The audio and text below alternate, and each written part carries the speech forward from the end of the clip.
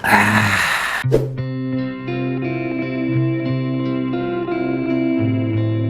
what's up guys, welcome to Daily Update. Akhirnya kita akan mengupdate tentang dunia per-DC-an karena ada beberapa teman-teman yang bilang, "Bang, jangan bahas MCU mulu lah, sesekali DC gitu." Emang nggak ada update terbaru men tentang DC Universe. Jadi kita nungguin film ya, lagi-lagi Superman, di proses syutingnya.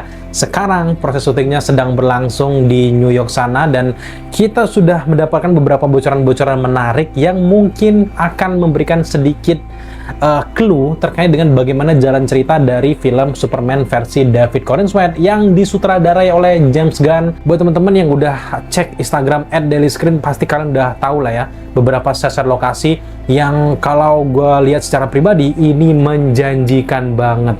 Tapi ini nggak berlaku buat teman-teman yang masih gagal move on. Kerenan Henry Cavill, kerenan kostum Henry Cavill. Bacotnya tahan. Buat teman-teman yang nggak terima mau apa lagi, film ini sedang digarap, jadi mari kita hargai dulu film ini, nggak usah gagal move on dengan yang lama-lama. Mungkin DC punya rencana lain untuk Henry Cavill, siapa tahu Ultraman justru si Henry Cavill ini, kita nggak ada yang tahu kan, siapa tahu di masa depan di universe yang berbeda Henry Cavill tetap menjadi Superman yang suatu saat akan digabungkan, kita nggak ada yang tahu. Tapi sekarang mari kita hargai proses bagaimana pertumbuhan sejarah dari Superman versi David Corenswet, karena pada faktanya udah banyak sekali generasi-generasi Superman yang sudah menggantikan wajahnya pun udah banyak banget Superman, jadi wajar banget bahwa Henry Cavill udah dikasih ruang, sekarang giliran dari David Corenswet. Mau tidak mau film ini berjalan dan kita hargai. Kalau kalian benar-benar DC fans setia, pasti kalian nggak akan menye-menye kemana-mana terkait dengan kostum lah, inilah, hargai prosesnya gitu ya. Nah, ngomongin soal kostum, di sini kita lihat dengan jelas akhirnya setelah sebelumnya kita dikasih dengan first look dari David Corenswet, Clark Kent-nya lagi duduk di sebuah apartemen, di belakangnya ada kayak sinar laser dan kemungkinan besar itu adalah Brainiac ya. Sekarang kita diperlihatkan lebih jelas lagi proses syuting mereka di luar. Sekali lagi, gue seneng banget bahwa proses syuting film fiksi superhero itu lebih banyak diambil di lokasi yang real, nggak yang melulu dalam ruangan, tiba-tiba CGI bla bla bla, nggak terlalu nyata gitu ya. Jadi kita akan melihat di sini kostum dari David Corenswet bener-bener the real, celana dalam di luar is back. Nah, buat teman-teman yang penasaran, Bang, kenapa sih superhero itu kalau zaman dulu kebanyakan celana dalamnya di luar gitu ya? Singkatnya, pada zaman dahulu tuh memang para penulis komik itu terinspirasi dengan tokoh yang kuat pada masanya tuh di SmackDown. SmackDown itu kan lagi tenar banget di zaman-zaman dulu gitu, wrestling dan sebagainya gitu ya. Jadi mereka para penulis menggambarkan bahwa kalau laki-laki pengen kuat ya kayak para SmackDown tersebut. Itu adalah gambaran dari lelaki kuat pada zamannya, makanya dibuat superhero celana dalamnya di luar. Mari kita fokus dengan kostum dari Clark Kent versi James Gunn ini. Ini benar-benar menjurus ke banyak banget referensi, seperti banyak kostum Superman dijadikan satu oleh James Gunn. Gue merasakan banget bahwa James Gunn ini benar-benar mengetahui, membaca, dan cinta dengan komik-komik dari DC, terutama dari Superman, dan kelihatan banget dengan apa yang dia lakukan di proses syuting ini guys. Karena dari kostumnya si Clark Kent ini benar-benar menjurus ke, yang pertama itu menjurus ke New 52. New 52 juga udah mulai ada kerah-kerahnya di lehernya, kemudian juga ini juga menjurus ke kostumnya Superman versi Christopher Reeve kalau di versi live actionnya. Ini banyak sekali penggabungan. Nah, kemudian di bagian belakangnya ini yang menjadi pembeda dari semuanya adalah logo Superman-nya berwarna kuning, dan ini menjurus langsung ke logo Superman yang dari komik yang namanya adalah All Star Superman. Jadi kayak penggabungan banyak sekali mode-mode Superman masa lalu dijadikan satu, jadilah menjadi All Star Superman, kayak tanding bola gitu ya, kayak penyanyi gitu ya, kayak idol gitu ya, All Star gitu ya. Tapi intinya adalah di sini kembali ke klasik, tapi bukan berarti ceritanya jadi norak. Gue yakin banget bahwa ceritanya akan lebih menarik lagi di sini guys. Sekali lagi buat teman-teman yang masih ngedumel sana sini terkait dengan BTS dari Superman ini, banyak yang bilang bahwa aduh kostumnya kok kayak mau pergi ke Comic Con bang, kayak cosplay gitu ya. tenang, ada banyak sekali contoh-contoh dari BTS yang sebelumnya, salah satunya adalah di Marvel sendiri itu kayak kostumnya Age of Ultron. Di situ kan bener-bener Ultronnya kan kostumnya kayak apa, meh banget gitu ya. Tapi ketika jadi, wow, jadi keren banget. Itu juga yang terjadi nanti dengan Superman versi James Gunn ini hanya bentuk aslinya aja. Jadi nanti bakal ada kayak editing dan sebagainya, dan sengaja juga dibentuk nggak yang memperlihatkan otot seberlebihan kayak Henry Cavill, tapi ini lebih ke bagaimana dia mencontoh bagaimana kostum dari All Star Superman, sama kayak Superman-nya si Christopher Reeve. Kalau kalian perhatikan kostumnya itu kan kayak gitu doang, kayak gitu cotton combat doang gitu, kayak baju biasa. Padahal tubuhnya Christopher Lee pada masanya itu bener-bener keren banget Christopher Lee pada zaman itu. Tapi sutradara nggak mau memperlihatkan tubuhnya, justru dia pengen menutupnya dengan kostum tersebut, tapi orang tahu di dalamnya itu keker gitu. Nah itu juga dengan yang terjadi dengan Clark Kent versi David Corenswet. Orang tahu dalamnya si David ini dia udah berlatih lama untuk perannya Superman ini. Orang tahu bahwa di dalamnya itu tubuhnya itu benar-benar berotot dan meyakinkan untuk jadi kuat, tapi memang dibalut akhirnya dengan kostum yang lebih menutupi kostumnya tersebut. Tapi kita tahu, kita sadar itu intinya adalah banyak yang bilang kenapa nggak diperlihatkan lekukannya kayak Henry Cavill. Lagi-lagi jangan membandingkan, kita fokus aja, hargai dulu dengan proses yang dilakukan. Nanti ketika trailernya dirilis, filmnya dirilis, boleh kalian membandingkan. Kalau sekarang kan nggak apple to apple. Nah, detail selanjutnya yang ada di lokasi syuting Superman di sini ada terletak di banner kayak koran. Ini adalah koran dari Daily Planet. Headline-nya adalah Superman Fulfills a Dream. Di sini memperlihatkan ada mobil bus pengantar sekolah dari Amerika, New York gitu ya, sedang melintas di atas piramid. Ini benar-benar menjurus ke komik dari All Star Superman, di mana pada ada beberapa cerita adegannya di sana Superman datang ke rumah sakit dan dia ngelihat bahwa banyak sekali anak-anak yang mengidap kanker yang nggak bisa kemana-mana. Akhirnya dia satukan di dalam bus, dimasukkan dalam bus dan diajak berkeliling. Di bawahnya itu ada Superman ngebawa si bus ini keliling dunia, termasuk akhirnya ke Mesir, ke Egypt, ke piramida. Dan di sini para anak-anak kanker itu benar-benar senang, dan itu adalah salah satu cerita dari Superman. Nggak tahu apakah di filmnya nanti akan diberikan adegan yang sama nantinya si Clark Kent ini mengajak anak-anak kanker. Nah di sini menarik guys, ada dua koran yang berbeda yang menceritakan, memberitakan fenomena dari Man of Steel. Yang pertama ada koran dari Metropolis Eagle. Nah, Eagle ini tuh kayak saingannya si Daily Planet. Kalau di Indonesia mungkin Metro TV sama TV One. Jadi headline dari TV One dan juga Metro TV itu berbeda tergantung kepentingannya. Nah, menariknya di sini Eagle ini seolah-olah memberitakan bahwa Superman itu kayak telat, kayak jahat, kayak biasa aja gitu kayak. Tapi akhirnya di koran sebelah, korannya Daily Planet ini menceritakan bahwa Superman stop MTA rail from running ketutupan the tracks. Nah intinya adalah Superman sini benar-benar akhirnya menyelamatkan orang dari kayak kereta ini akhirnya remblong bla bla bla gitu ya. Nah di sini kayak intinya adalah dua koran ini dengan berita yang sama tapi dengan penggiringan opini yang berbeda. Ini menunjukkan bahwa ada sesuatu yang menarik gitu. Nah, yang menarik juga ternyata yang buat koran ini, yang menerbitkan koran ini dikarang oleh si Clark Kent itu sendiri. Jadi kalian sejauh ini tahu kan gimana ternyata ya Clark Kent kan kerja juga sama di Daily Planet gitu. Dia nggak mau perannya sebagai Superman jadi jelek. Detail selanjutnya ada karakter baru lagi yang akhirnya di-reveal di lokasi syuting. Tentu saja ada Mr. Terrific yang diperankan oleh Eddie Gattegi. Dia ini juga memerankan karakter Darwin di X-Men First Class.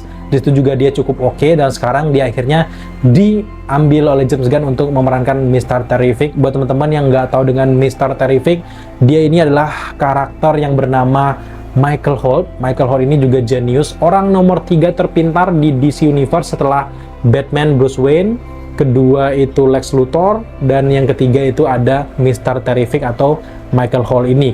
Dia bisa terbang, bisa juga memanfaatkan banyak teknologi. Dia bukan pahlawan super, tapi dengan teknologinya kayak Tony Stark. Dia punya banyak teknologi dan jenius, jadi teknologi-teknologinya ini akhirnya membantu banyak beberapa event yang ada di DC Comic gitu ya. Salah satunya juga membantu Superman juga. Pada intinya adalah di sini Mr. Terrific tetap dengan kostum yang komik akurat banget, tapi sayangnya gue kurang menarik di sini, agak sedikit kurus ya Mr. Terrific kalau kita bandingkan dengan di dalam komiknya yang lebih gede gitu. Kayak badannya tuh levelnya kayak Dwayne Johnson kayak gitu ya, lebih kecil sedikit lah dari Dwayne Johnson. Muka-mukanya pun agak seperti itu, tapi di sini lebih light ya menurut gue ya, agak sedikit kekurusan. Tapi nggak apa-apa, kita lihat aja nanti gimana, apakah meyakinkan dia ini juga cukup keren untuk menjadi Mr. Terrific, kita lihat aja nanti. Nah, terkait dengan Mr. Terrific, ada adegan terbaru yang kita temukan di lokasi syuting dari beberapa paparazzi. Di sini memperlihatkan bahwa Mr. Terrific ini sedang bawa kayak makanan anjing, kayak box meal bone treats kayak gitu. Nah, kita duga, apalagi ini juga udah dikonfirm sama James Gunn bahwa anjing Superman anjing gitu yang namanya Krypto.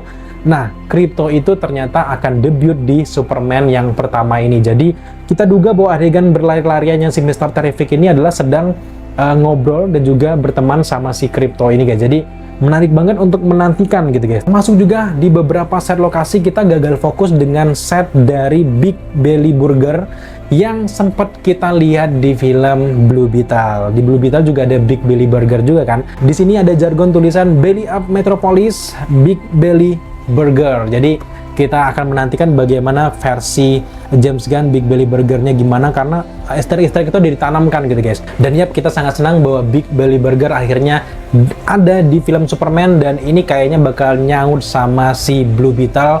Kita kedepannya mungkin Blue Beetle bisa join di DC Universe, kita lihat aja nanti gitu guys. Nah, detail selanjutnya akhirnya kita tunggu-tunggu juga, Nicholas Hoult sebagai Lex Luthor di sini sempat terlihat meskipun dia adegannya nggak banyak di luar, tapi kostum dan juga wajahnya udah mulai terlihatnya, ada darah-darah di keningnya. Kita nggak tahu kalau mereka mengadaptasi komik dari All Star Superman. Ada beberapa cerita bahwa si Lex Luthor ini bahkan juga punya kekuatan super, jadi dari bisa laser hijau kayak laser batu Krypton kayak gitu. Jadi menarik banget kalau memang Superman ini lawannya Lex Luthor. Tapi ada banyak banget kemungkinan dari main villain dari film ini. Yang pertama Lex Luthor, yang kedua ada Brainiac, yang ketiga mungkin ada siapa lagi ya? Ada banyak banget karakter-karakter baru di sini, The Engineer lah, Ultraman termasuk. Nah, ngomongin soal Ultraman, di sini juga ada beberapa footage menarik yang memperlihatkan Superman versi David Corenswet ini sedang ditangkap. Dia dituduh melakukan kejahatan. Kalau di versi Henry Cavill, tentara-tentara biasa kroco aja yang menangkap Superman karena memang dia ikhlas gitu.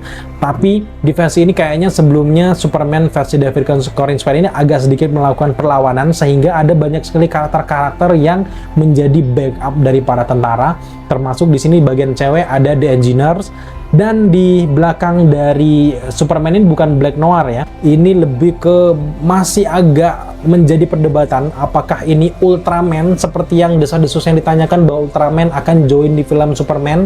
Ada juga yang bilang bahwa ini Ulysses, jadi masih banyak sekali pradugaan. Tapi sejauh ini gue lebih yakin bahwa ini adalah Ultraman versi dari James Gunn. Memang Ultraman kalau di komik lebih mirip kostumnya kayak Superman gitu ya, U-nya bener-bener keren banget gitu ya. Nggak tahu Pak, apakah ini proses pembuatan pertama kayak cloningannya gitu ya yang dibuat oleh Lex Luthor, kita nggak tahu. Tapi intinya adalah Ultraman ini hasil genetika dari Lex Luthor kalau kita mau berteori gitu. Jadi dia pakai masker ini, nggak tahu maksudnya apa, tapi ini mungkin sisi berbeda, karakter berbeda yang semi baru, meskipun memang namanya tetap ada di komik, tapi ini versi movie. Kita bakal lihat bagaimana proses mereka nantinya. Tapi kalaupun ini adalah Ulysses, seperti yang dibilang teman-teman, juga cukup masuk akal karena dari warna hitamnya, huruf U-nya itu juga cukup menarik, dan juga dia sempat tektokan sama si Superman, itu juga cukup masuk akal. Tapi memang kalau di komik dia nggak pakai penutup kepala gitu, lebih ke rambut panjang kayak Sentry gitu ya. Nah, ini lebih jelas lagi bahwa kalau gue lihat perhatikan secara detail dari bentuk-bentuk body dari Ultraman atau Ulysses ini, siapapun itu, ini lebih mirip kepalanya ya, lebih mirip Doomsday. Kalau kalian tahu yang di cover komik itu bentuk kepalanya lebih mirip kayak Doomsday. Dari lekukan-lekukan tubuhnya yang bulking, yang benar-benar berotot ini kayak Doomsday juga, tapi nggak mungkin Doomsday dong, bentukan kayak gini gitu ya. Tapi gue masih menduga mungkin ya, lagi-lagi ini adalah makhluk ciptaan dari Lex Luthor yang membantu pemerintah, kebetulan membantu gitu ya. Nah, kemudian juga ada beberapa BTS dari Rachel Brosnahan yang memerankan Lois Lane. Jujur, Rachel di sini keren banget. Ini Lois Lane paling favorit gue dari beberapa Lois Lane yang udah hadir di live action dari film Superman. Jujur gue sedikit kecewa dengan beberapa Lois Lane yang udah hadir tuh nggak sesuai dengan visual gue gitu. Ada yang berkulit hitam, ada yang berkulit putih, tapi wajahnya nggak cocok gitu ya. Baru inilah gue sangat setuju dengan sosok Lois Lane. Di sini Rachel bener-bener kayak wow. Apalagi James Gunn memutuskan untuk memberikan sweater itu apa, baju ungu itu bener-bener kayak yang versi DC Animated Series. Lois Lane-nya ini keren banget. Salah satu alasan gue pengen nonton film Superman ini selain Clark Kent-nya, tentu saja Lois Lane-nya. Ini mereka lebih cocok gitu. Nah, selanjutnya di sini kita melihat ada beberapa karakter-karakter dari petinggi dari planet yang sempat diselamatkan oleh Mr. Terrific dan juga si Superman. Sempat juga ada beberapa set yang memperlihatkan si Clark Kent dan juga Mr. Terrific sedang memandangi gedung dari Daily Planet. Tampaknya Daily Planet ini sedang diserang, entah itu oleh Lex Luthor atau kemungkinan besar ini adalah diserang oleh Brainiac ya. Tapi sejauh ini juga ada beberapa karakter yang belum muncul. Salah satunya adalah Supergirl. Selain Supergirl, gue juga penasaran dengan kostum dari Hawkgirl. Hawkgirl juga belum muncul. Mr. Terrific udah, kemudian juga Metamorpho belum ada, Guy Gardner juga belum muncul. Kita udah lihat semuanya, termasuk juga dengan tampilan dari Clark Kent ketika dia ingin bekerja ke Daily Planet. Tampilannya agak sedikit nyentrik gitu ya, berbeda banget dengan versi Superman lainnya. Kalau Clark Kent lebih ke klimis, rambutnya kayak rapi, culun, pakai kacamata besar. Tapi berbeda dengan versi David Corenswet, dia rambutnya lebih ke kekinian. Kayak kalau gue lihat sih kayak tampilan cowok-cowok ganteng di webtoon gitu ya. Nah, ini juga lebih unik karena memang penyamarannya lebih meyakinkan. Kalau yang dulu-dulu gue tuh kurang yakin karena cuman pakai kacamata satu doang tuh orang bisa nggak kalau Superman itu adalah si Clark Kent ini. Itu agak kurang meyakinkan. Barulah sekarang kayaknya si James Gunn lagi-lagi sadar akan hal itu dengan membentuk muka culunnya ini agak sedikit berbeda, agak kriwil-kriwil rambutnya kayak gini. Nah, itu lebih masuk akal karena kalau ketika dia sudah jadi Superman kan rambutnya lurus. Nah, itu orang mungkin nggak akan ngeh gitu, apalagi ditambah dengan kacamata. Ini lebih masuk akal gitu guys. Dan dia secara keseluruhan setelah kita melihat beberapa lokasi dari syuting Superman ini, gue bisa menebak bahwa Metropolis juga kemudian gedung Daily Planet diserang oleh penjahat utama, bisa itu Brainiac, bisa juga itu mungkin Lex Luthor, bisa jaga itu ada beberapa ciptaan-ciptaan kerjasama antara Brainiac dan juga Lex Luthor. Intinya adalah Daily Planet diserang, akhirnya gedung ini harus diselamatkan oleh Clark Kent dan Clark Kent tiba-tiba berubah. Mr. Terrific juga ternyata udah melacak kedatangan dari Brainiac ini, dan kita akan melihat bagaimana proses penyelamatan orang-orang yang ada di gedung Daily Planet selama film ini guys. Entahkah ini apa yang terjadi di pertengahan film atau di akhir film, tapi intinya ini adalah akan terjadi dan proses pengembangan karakter Superman dari Clark Kent yang masih muda ini guys. Next di video selanjutnya kita akan update lagi beberapa lokasi-lokasi syutingnya karena pasti bakal banyak yang bocor gitu. Jadi kita nantikan aja dan gue bakal update ke kalian semuanya guys. Jadi buat teman-teman yang mungkin belum subscribe channel ini, cuman nonton doang, jangan ketinggalan informasi menarik terkait dengan dunia superhero kalian. Jangan lupa subscribe, like, komen, dan share, serta jangan lupa juga untuk nyalakan notifikasi agar kalian mengetahui apabila kita mengupload video setiap harinya. Thank you guys.